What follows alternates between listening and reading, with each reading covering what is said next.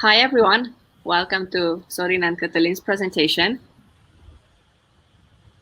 They will have a presentation on Fitbit Developer Platform SDK, empowering health apps for the digital age. I'm sure it's going to be a very interesting workshop.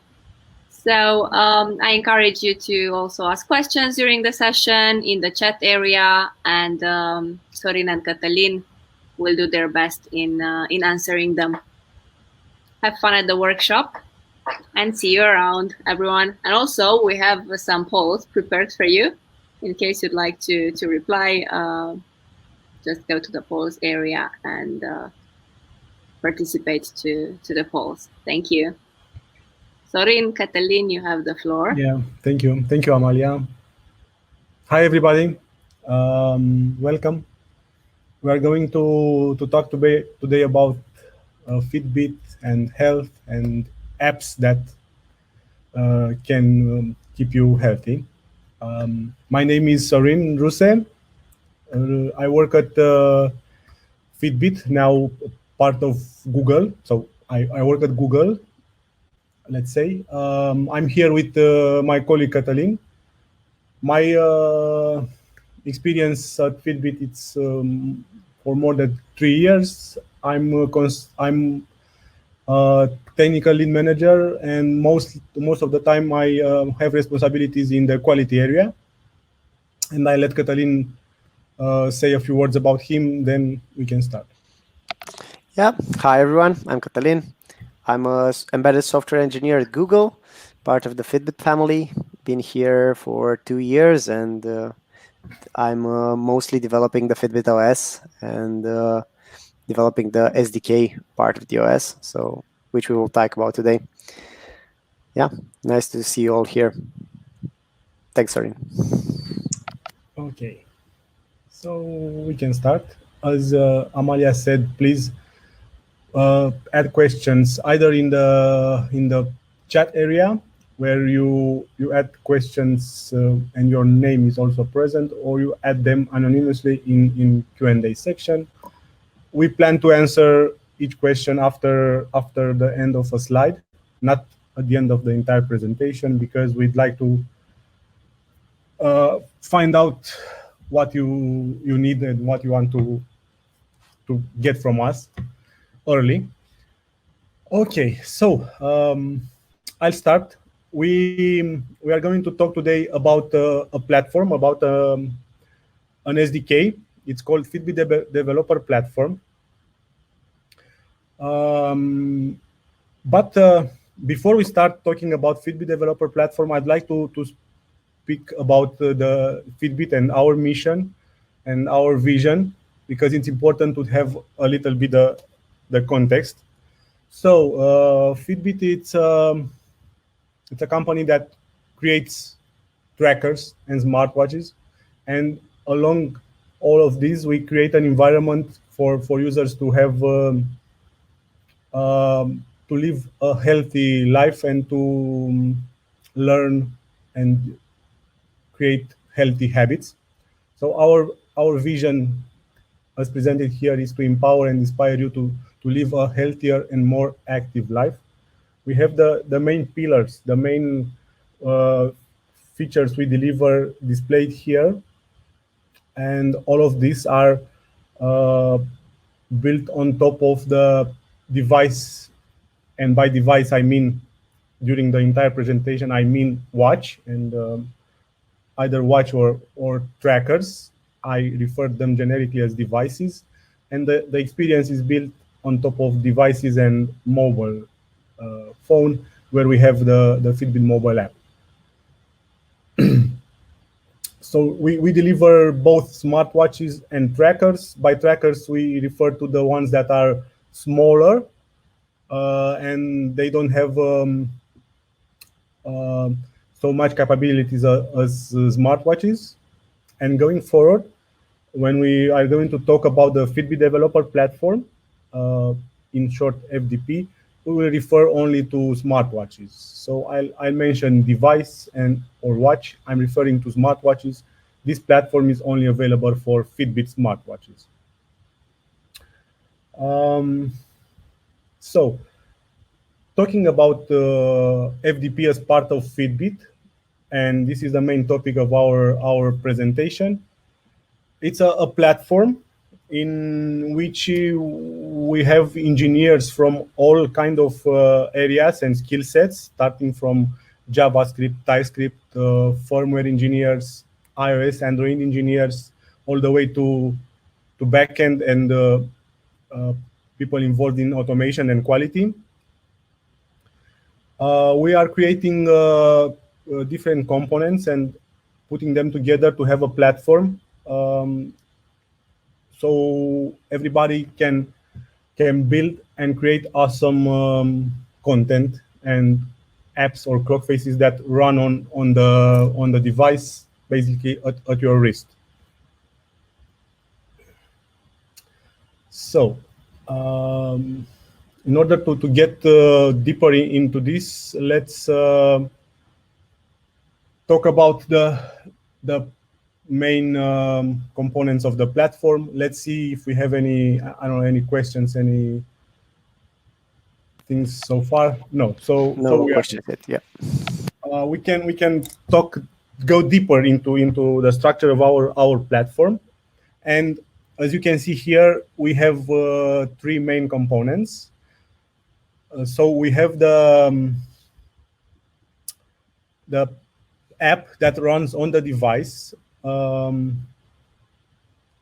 is using the device SDK, which allows us to create unique user interfaces and access device-specific sensors to deliver best experiences to our user. Basically, you have access to all the device it's able to offer, sensors like accelerometer and all that, and you can present with the help of our SDK, and you present that data on the device for the user. For example, steps, heart rate. You'll see further down in the presentation SpO2 values and all of that. The second component, also important, is are the companions, and the companions are small pieces of code that run inside the Fitbit mobile app. We have a mobile app that for each platform, Android and iOS. And this is always a little bit and tricky to explain. What's a companion and why do we need a companion? So as the name says, it's like a body for the app on device that runs on mobile and helps the app on device to do things that it is not able to do by itself. For example, internet access. Watches don't have internet access by themselves, and we give them data from the internet via companion. Also geolocation. We get geolocation from mobile and send it to the device for different use cases. Like, for example, you switch your town and you need to see different weather values, right? And you need to know where you are when changes happen. Another example would be calendar data. Maybe you need to have your agenda on your wrist and be notified when a meeting starts. Going forward, it's besides these functionalities, we have two main things that companion provides for the device. This is communication via messaging socket, which allows real-time TCP-like communication between the device and the mobile. With a small caveat here, we need to have both parts, the app on the device itself running and the companion as well running, so the communication can take place.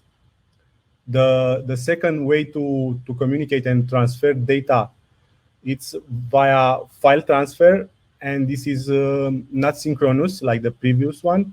You can send data files from the device towards the mobile, and this is and there is no it's not mandatory to have a companion running. You just send the data. For example, you are out running and the device is measuring steps and gathering stats, and they the device stage them and sends them towards mobile, and the mobile will get when the two of them connect.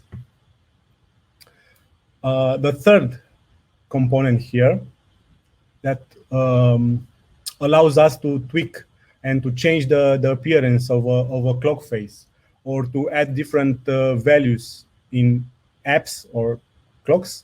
It's a settings component. The settings is tied to a local storage, and the companions have access to it. And via this settings screen, you can modify anything you like on your app. I think we can go to next slide. Let me check the question session. No. So I'm happy. Everything seems clear until now. What I'm going to explain in this slide, it's companion lifecycle. We have a management for companions because in an ideal world, we can start the companion and have it running always, so we'd have a perfect communication between the device and the mobile. But as you can imagine, this is not ideal. Those companions running permanently on the mobile will deplete the battery pretty fast. So we decided to have a mechanism to wake the companion whenever we need it, and we wake the companion with different reasons. So the companion is always aware why it was why it wakes. Okay. So the reason would be when the user starts an app on his watch. For example, we want to see the weather. I launch the weather app. The companion, it started. It gathers the data from internet, and it pushes that data on the wrist. Okay, this is one reason. Another reason would be when a significant location change. For example, you moved to another town, and when you get there, you'd like to see fresh data from that location. We have also a periodic scheduled wake interval. So, for example, you can wake the companion every 10 minutes. So you need fresh data for your stocks or for your crypto values. I don't know. And a second, actually, the fourth reason, sorry, it's when a user changes the settings, we send those new values via companion, and we wake the companion, send the values to the device.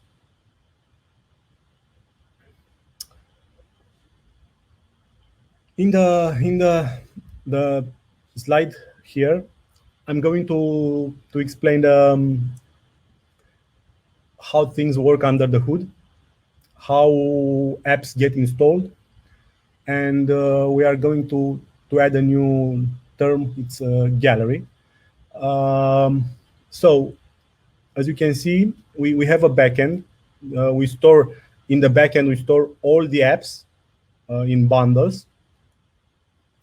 And from there, via an install service, we push the apps towards mobile and towards the device itself.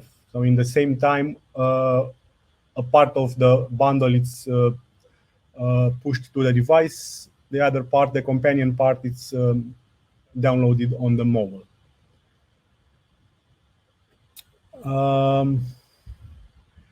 Gallery, we'll see in the later slides. It's a place where we can see every app, and from there we can trigger the installation of an app or of a clock face. Going forward,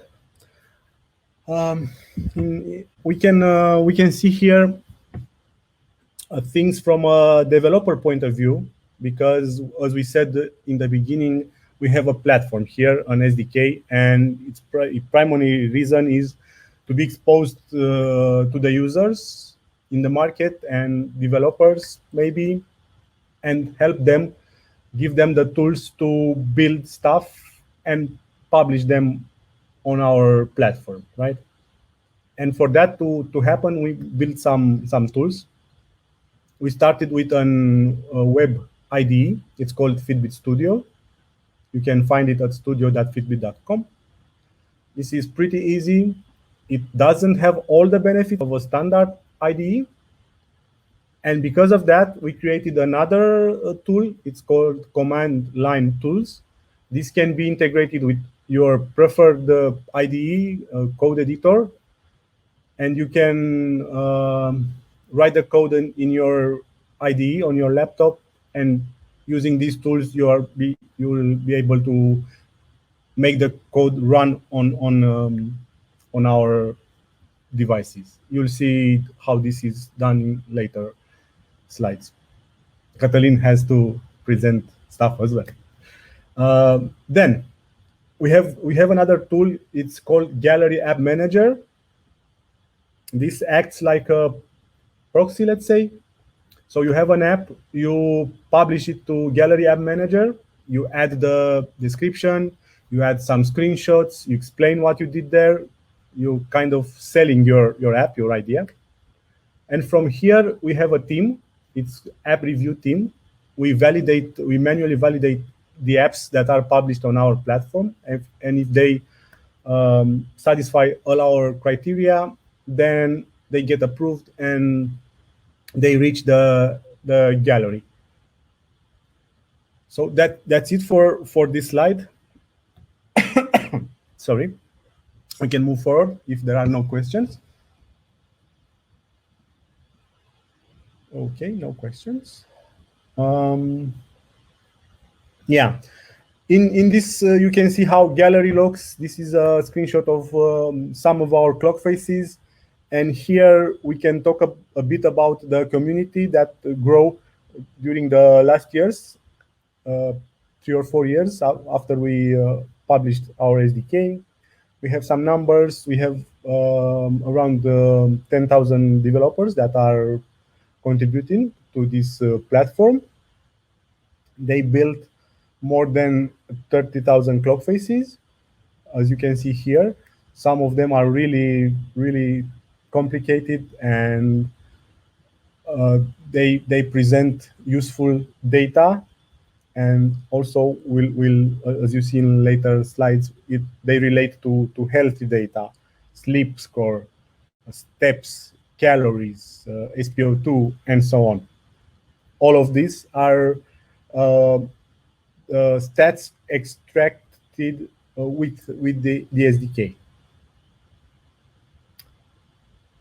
One thing to mention: once you have your app published, it will be available for all Fitbit users. Every user that owns a Fitbit smartwatch will be able to see your clock face, install it, play with it, and also rate it. We have a rating system. You get some stars if your clock face is really awesome, and all that. I think I finished my first part of the presentation. If there are no more questions, let me check one more time. I'll let Catalin continue with some areas that are deeper in our platform. It's a deep dive from here on. So please, Catalin. Thanks, Sorin. Hello, everyone, again. So I'll be going down a more technical route, and I'll be going through how our technology stack looks on device. First of all, I know there's a lot of information, but we didn't mention what programming language for developers use to develop apps. That's JavaScript. And we have JavaScript both on device and on the mobile side. And if you remember from the previous slides, we have 3 components. We have the device, the companion, and the settings. So both device and companion are JavaScript, and the settings is just X. So it's similar to React. Okay, now moving on to the device part. As I said, we run JavaScript, so we provide the JavaScript engine, which is JavaScript. It's a public JavaScript virtual machine. After that, we introduce our bindings. So underneath the JavaScript virtual machine, we add specific bindings. I'll go into details in just a second. After the specific Fitbit bindings, we introduce OS-specific abstraction layer, so we don't have strong relation between the Fitbit OS and our JavaScript bindings. This, we'll see later on, provides us with a lot of flexibility and gains us a lot of cost benefits and maintainability benefits as well. And of course, the last layer of the whole developer stack on device is the Fitbit OS itself. Going into a bit of detail for each layer, let's start with the JavaScript virtual machine. The virtual machine supports ECMAScript 5.1, adding promises and typed arrays. We are thinking in the future to upgrading to ECMAScript 6.0, but that's in the future plans and not really, we don't really have a release date. But stay tuned and we'll have it soon. After we have the JavaScript virtual machine, so we can run actual JavaScript basic code, we add our C bindings. So we add Fitbit specific bindings.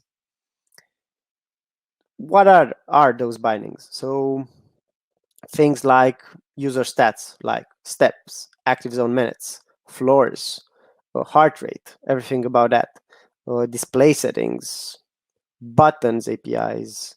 You can actually interact with the sensor data, so you can get raw accelerometer and gyroscope data in the API. Device settings like, I don't know, brightness or anything, AOD.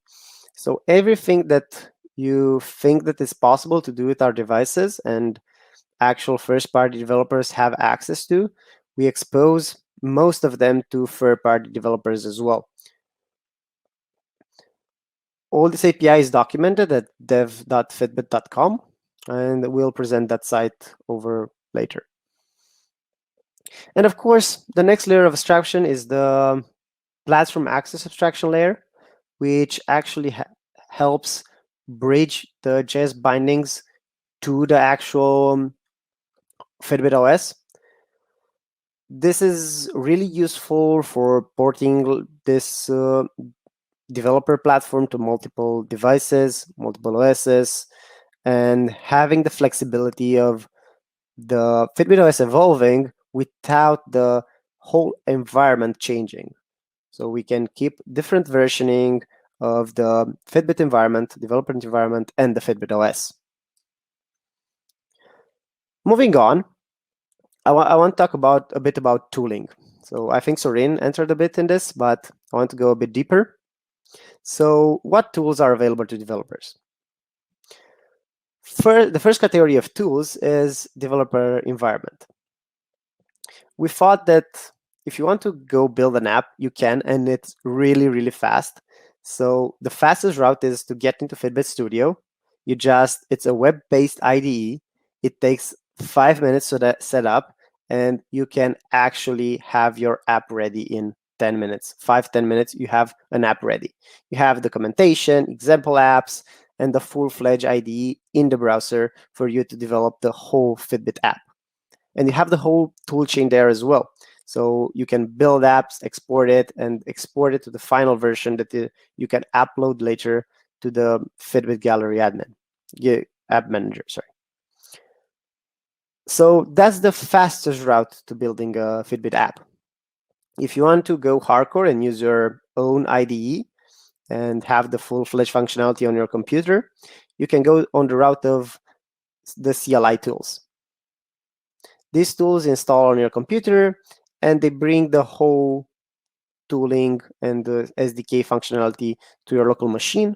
So you can build, generate objects, transpile, and prepare all the Fitbit specific repository to upload then later. So you can use your own IDE, your favorite IDE, to write your app, and then use your tooling inside your computer to build the actual artifacts that are used later on to send to Fitbit.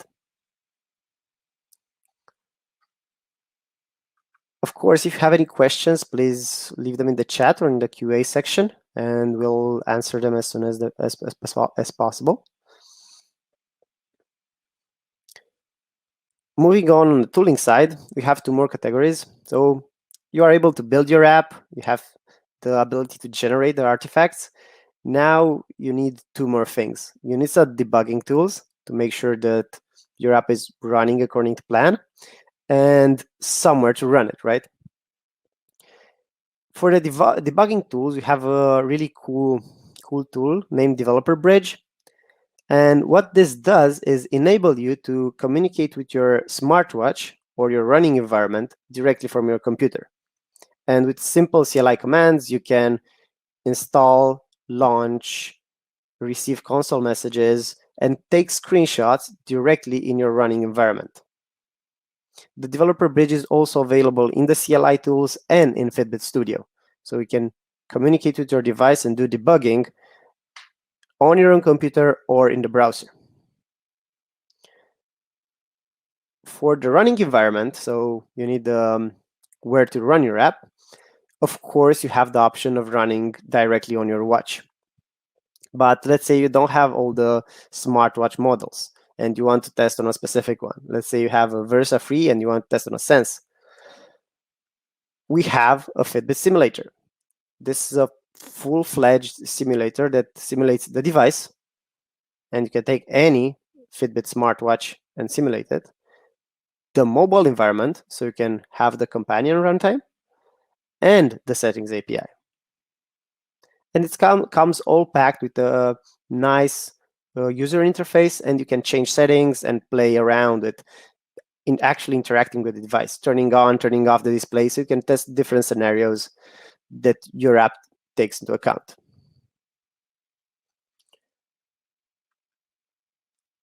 Okay, I presented how the app actually looks on device, so the whole technology stack on device, the tooling available, but what's actually in it for you? What's in it for developers?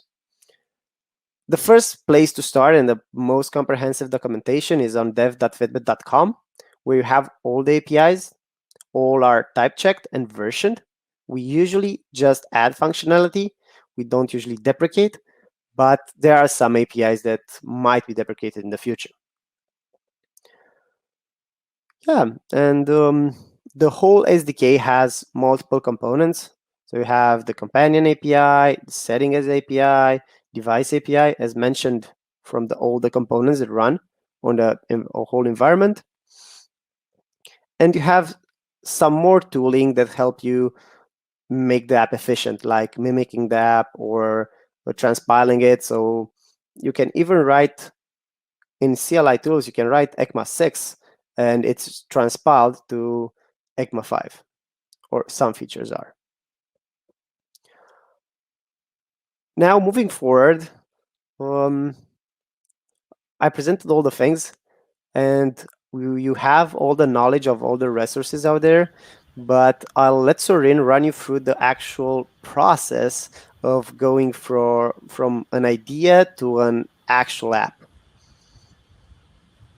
Yeah, so you can go ahead, Sorin. I think we are kind of doing a small recap because we mentioned all the pieces along the way. But let's say you have an idea, you don't like a clock face from the gallery, and you want to build your own, or you want to see weather in a different design. You want to open a door with your device. You want to control the smart things in your home, like LEDs, or I don't know. During the years, I also saw a lot of graduation diploma projects built on top of this SDK. Sadly, I'm not allowed to make concrete examples, but they were pretty awesome. So yeah, you have an idea. You want to write some code, you know how to do it, or you want to learn. Starting from the idea, we go to the next part. We go to documentation. On this platform, you'll have examples, you'll have APIs explained. Also, we update this and keep it update every time we deliver a new release for our SDK. With each new release, we deliver a blog post explaining what changed, how you as a developer need to update or to maintain or to modify your apps because of that change. This is not the case for every release, but it happens. So yes, you'll see everything here. You have the idea, you understand, you go here and read and learn and understand how to use our SDK. And then we go further to the tooling implementation and all that. You have your tool. You maybe if it's something smaller, you have a small clock face just displaying the steps and the time. You'll go to Studio, write the code, have it run in simulator. Everything is okay. You'll love the design and all that. It works good. Then you want to publish it. Here it's a small caveat, and I think we have another slide for this. You can do all that without all I mentioned before. You can do without a Fitbit device, just using the tools available online and the simulator and all that. Once you want to publish the app, it's mandatory to have a Fitbit device, any kind of device. If it's in the smartwatch category, you are only allowed to access this portal after you become a, let's say, Fitbit developer, and you become a Fitbit developer after you demonstrate you have a watch, a device paired in the mobile app into your Fitbit account. So when you have that, you can become a Fitbit developer. You are going to upload your app here. We are going to do a review for the app. So since, as I mentioned earlier, this is a manual process, it takes a few days. It's not on the spot. So you are going to publish it now, and you have to wait. There are legal constraints for us. We cannot accept automatically everything that it's pushed towards us. It's a normal process, if you ask me. And I think that's it. You'll have your app visible in gallery. You'll be proud that you wear something you built on your wrist. And why not you learn some new skills, maybe JavaScript, maybe TypeScript, whatever you like. Now I'll let Catalin demonstrate how this platform was used in creating a really health app, if we can call it like this. And it's really important, especially in this scenario with this pandemic and COVID and all that. So Catalin, you have the floor. Thanks, Sorin. Yeah, so we thought that to showcase the full advantages and what the actual Fitbit developer platform can bring to the table, we need a real use case and a health-related one. And the SPO2 feature and stat actually took advantage of all the features that the developer platform can offer. Let's start basic and see what SPO2 is. So SPO2 is a health metric of your body, and it represents the level of oxygen present in your blood. This is measured in percentage and is really relevant for your health. I mean, studies show that it's relevant to, it can detect asthma, pneumonia, sleep apnea, and recent studies show a correlation between oxygen levels and COVID-19 symptoms. So you can see that we have a really health-oriented stat that we need to add in our ecosystem, and the task and the whole algorithm and health stat will be added through our FDP SDK toolchain and ecosystem. So this was the task. We took it. Last year, we launched it on all our smart watches. And the SPO2 algorithm actually takes full advantage of the Fitbit SDK and environment. Now, because SPO2 is a health stat and health metric, it has very, very different requirements to other apps and clock faces. So it has some really specific requirements, and we'll go through them together to see how each requirement is fulfilled by our SDK and how the clock face took advantage of each. Let's start small. So first, we have a legal issue. So being it health metric, not all countries allow it to be available. So you need certain documents to allow you to install the app in certain countries.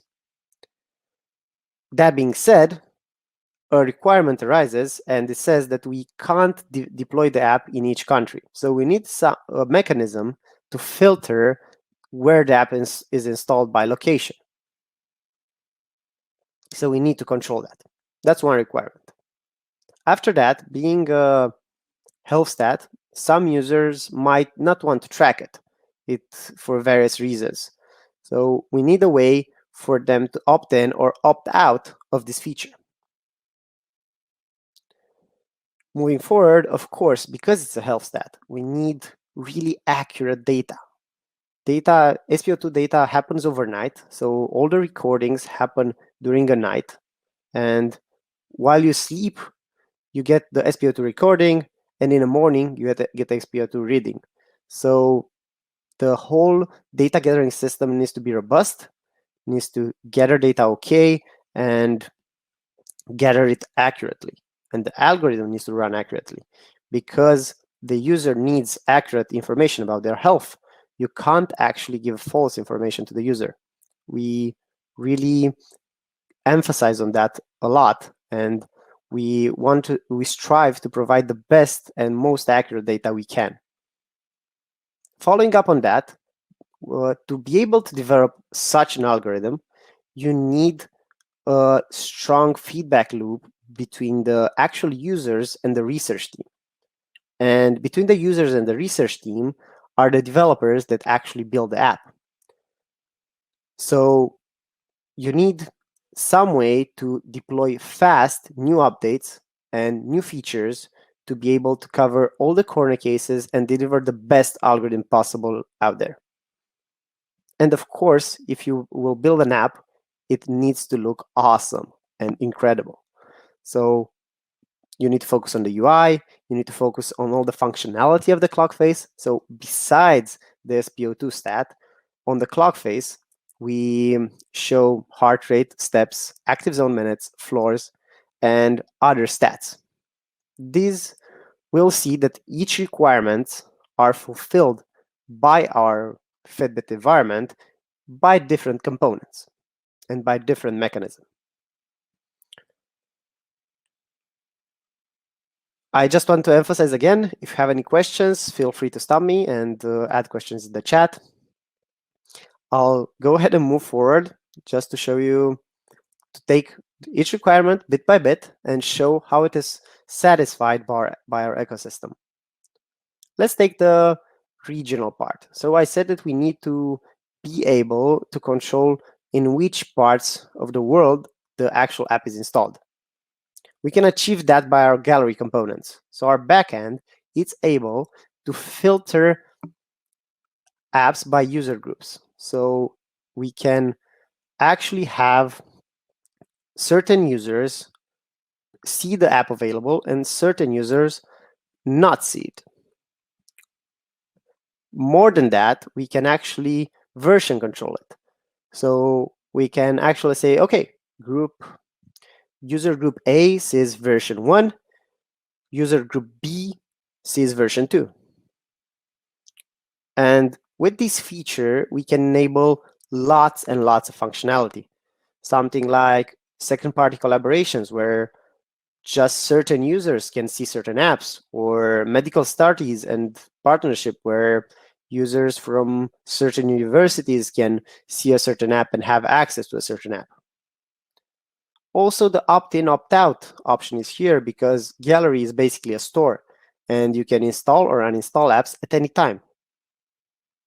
So you can see how the Gallery functionality can solve our regionality problem and requirement. Moving forward, we'll go to the part that we need an interactive development, where the research team needs to react fast to user input and user data to be able to cover all the corner cases and provide the best algorithm out there. Data is really expensive, so it's hard to simulate in a laboratory, and it takes a full night's sleep to generate one batch of valid or potential valid SPO2 data. So you can imagine how the development flow actually would be ideal to work. You get the users to sleep with the watch, you get the data, you analyze it, and fix bugs.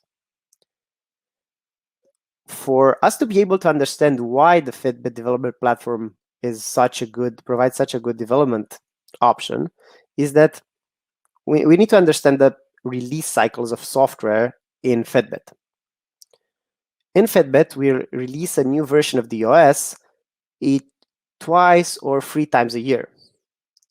So if your SPO2 algorithm was bound to a software release, you'll have to wait something like 5 months for you to test if your bug fix is actually relevant. But by having the whole FDP environment and having all the app development and app release decoupled by any software or hardware release, you are able to release anytime you want. So you can actually get the data, develop the app, test it, pass the medical regulations, release it to the public again. So you can get in front of any bugs and any corner cases fast. Moving forward, I see a question, so I'll stop and answer it. Okay, so access to feature availability is checked during app installation or during runtime. What happens if I install the app in a country where the given feature is allowed and travel into a country where it is not? So what will happen?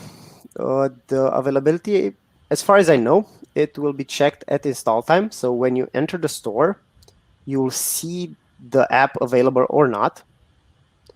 And if you move to another country, what will happen is that the app will detect that you're in a new location and trigger an automatic uninstall. So we had a lot of customer support calls exactly on that topic because that users traveled to country where SPO2 was not available and they didn't have the feature anymore. Yeah, it's true. That's a mandatory regulation. We are not allowed to have this feature in countries that it's we didn't get the approval for it. So we have to make it disappear if the user is in that country. Did that answer your question? Good question. Good edge case, let's say.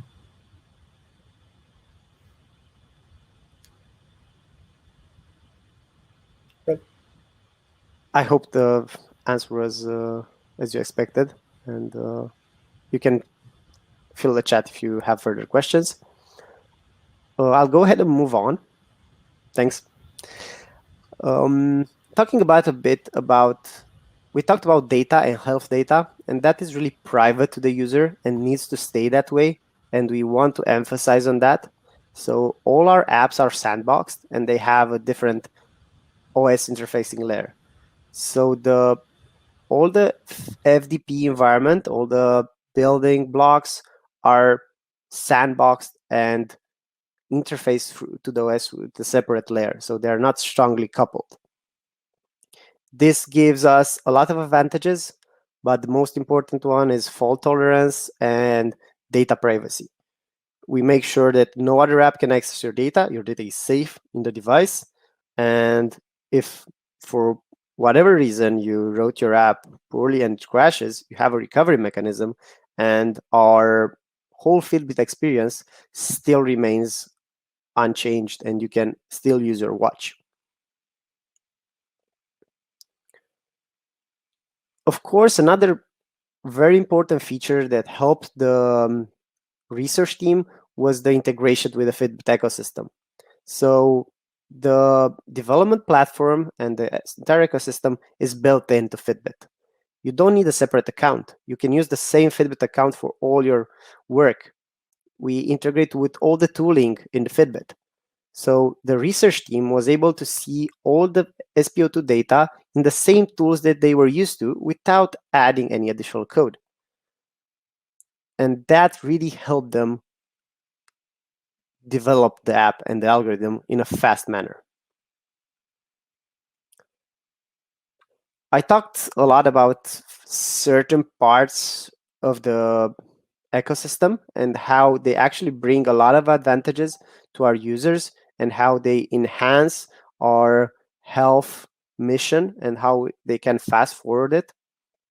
And I want to take a bit of a step back and look at the end user benefits for this. So each user will have the same Fitbit experience that they love on each smartwatch. So each app will be available there. They'll have the same integrated experience on the smartwatch, on the mobile app, and in the cloud. So this ecosystem actually brings some kind of familiarity even when you're switching devices. And because nothing is baked in the device, you can actually make the device your own and install your own clock faces and make your device read your own with apps and personal clock faces. From our vantage point, it's really important that we can actually streamline development and let developers focus on the features that actually help users and empower them to lead a healthier life. By having this app development and data access from the sensors streamlined and having it being accessed by the same API on all devices, we can enable developers to actually focus on providing useful data and analyzing them and providing increased engagement for the user. Features like active zone minutes analysis or time sleep zones, time in each sleep zone, or sleep score can be enabled because we have an integrated platform. And of course, with Gallery, you can drive specific user experiences. We can recommend tailor-made apps for you, and with user groups, we can actually get you the apps that you want and you need for your health journey. Thanks a lot for your time. This was our presentation on the whole Fitbit ecosystem and how we can actually empower people to live healthier lives and start the health apps in the digital age. I strongly encourage you to email us with the email in the presentation. Leave it in the chat as well with anything. So if you want to have questions of the presentations, want to chat, have questions on the developer platform, or even want to join us in this health journey, give us a ping on that email. Also, go today and build your first Fitbit app. It's really easy. dev.fitbit.com and studio, and you'll be up and running in no time.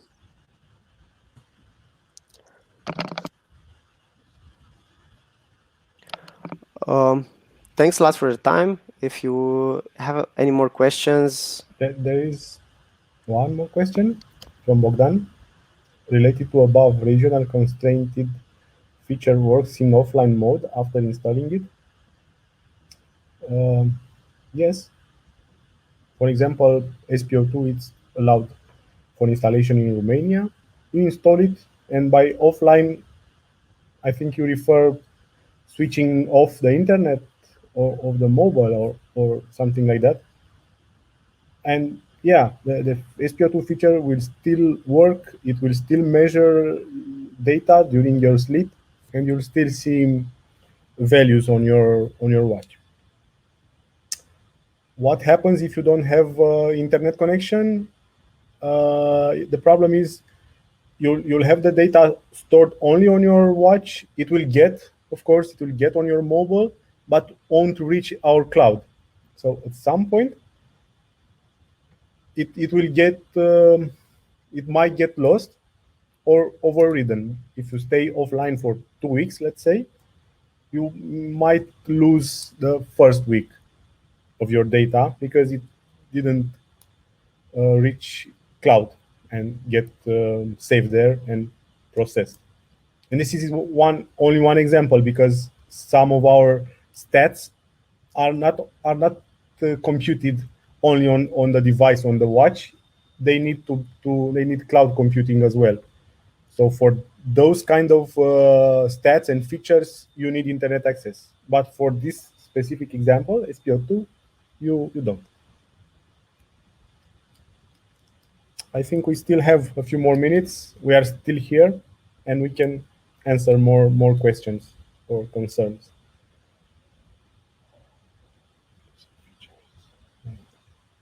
Like a solution of not losing features when you travel, blocking Fitbit to uninstall it automatically, or it does the uninstall offline. Oh, the question was in that direction. To be honest, So if you have internet on your phone, or so the only solution is to cut the whole internet from your phone and the phone connection from your watch. Yeah, that's the only solution. But if it gets synced, so if you have internet connection on the mobile phone and it gets synced with device, we just trigger the uninstall, and even if you afterwards you stop your internet, it will still get uninstalled. Yeah. Yeah, I think that's not really that of a common problem because SPO2 is available in most countries now, and we're working on getting more approvals as we speak.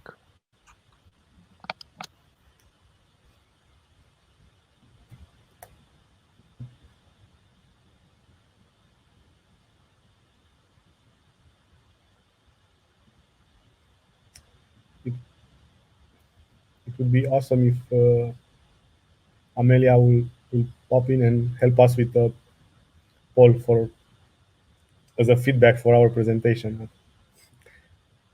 She's not here, and we cannot create polls. Any other questions, curiosities, or things you guys would like to ask us? We are still here for a few more minutes.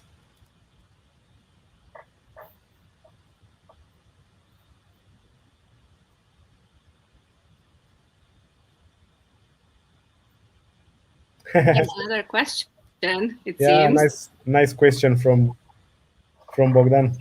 If our continuous integration, continuous deployment infrastructure change after Google switch. The short version is yes, but the long answer is it started to change. Right now, we are in the process of changing our entire way of working, but we are doing this in a smart way, and I hope I'm allowed to say this, but it's nothing confidential. We are trying to adapt to the new infrastructure while keeping what we have in place, so we won't affect our deliverables, our quality, our way of doing automation. We keep this running and building the other stuff in another on another uh, infrastructure and network and all that.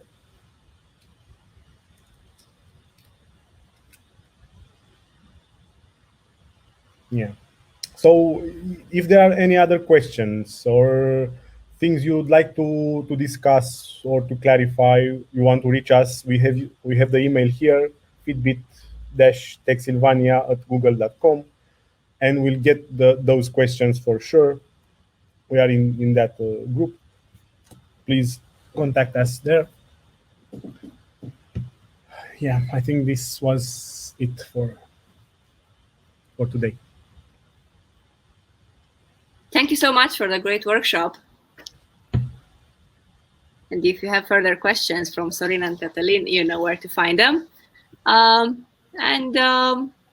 I think that was it. Thanks for being here, for joining us at Techsylvania 2021.